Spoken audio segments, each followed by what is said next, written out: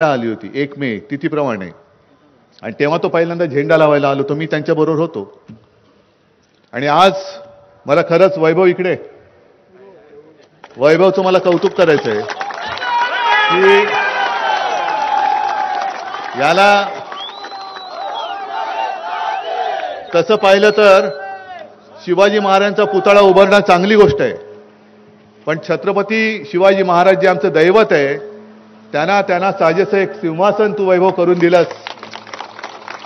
आपला राजा, आपल्या राजाचं वैभव हे बाकी सगळेजण येतात ते बघा तिकडे पुतळा उभा केलेला आहे.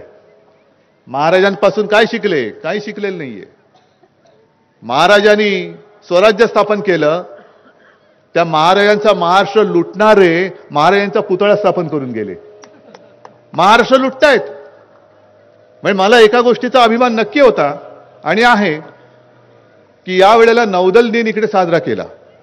तुमच्यापैकी अनेकांनी बघितलं असेल. आहे छान. मी मुंबईमध्ये मागे बघितला होता. एक आपल्या स्वतंत्र हिंदुस्थानचं आरमार, त्याची शक्ती, ज्या आरमाराची स्थापना त्यावेळेला छत्रपती शिवाजी महाराजांनी केली. आपल्या हिंदुस्थानामध्ये आरमार म्हणून जे काही एक प्रकार आधी कुठेही नव्हता, नौदल, त्याची स्थापना छत्रपती शिवाजी महाराजांनी केली. आणि त्यांची आठवण म्हणून प्रधानमंत्री इकडे आले, त्यांनी पुतळा तिकडे बसवला. पण एवढे आल्यानंतर मंदिरात जाऊन आशीर्वाद घ्यायचं विसरले. मी आशीर्वादच घ्यायला आलो, तुम्ही द्यायला काही आलो नाही. मी एवढा कोणी मोठा नाही. आम्ही महाराजांना काय देऊ शकतो? जर महाराज नसते तर आपला जन्म तरी झाला असता का? आपण राहिलो तरी असतो का? आणि ते राम मंदिर तरी होऊ शकलं असतं का? मग महाराजांना आम्ही देणारे कोण आहोत? आम्ही महाराजांकडनं जे जे काही घेता येणं शक्य असेल ते एक कण म्हणतात ना, त्याचं शौर्याचा एक अंश दे, तुझं त्याच्या तेजाचा एक अंश दे, शौर्याचा एक अंश दे, एक कण दे. तू महाराजांकडनं एक अंशाचा एक कण जरी घेतला ना तरी आपण या हुकुमशाह्यांना गाडून टाकू शकतो. एवढी ताकद त्या कणामध्ये, अंशामध्ये, तेजामध्ये. आणि विनायकजी तुम्ही बोललात ते बरोबर आहे. मी त्यावेळेला मुख्यमंत्री म्हणून काय काय केलं हे माझ्यापेक्षा तुम्हाला माहिती आहे. संकट आलं होतं, मग ते चक्रीवादळ या किनारपट्टीवरच गेली.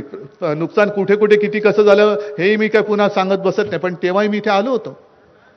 चिपळूणला सुद्धा भास्करराव, तुम्ही आणि आम्ही, आपण सगळे त्या बाजारपेठेतून फिरलो होतो.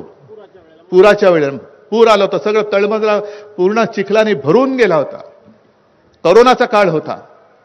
आणि एक प्रसंग, एक घटना हृदयाला चटका लावून गेली. ती म्हणजे चिपळूणमध्ये बाजारपेठेच्या तिकडे एका हॉस्पिटलमध्ये पहिल्या मजल्यावरती 9 माणसं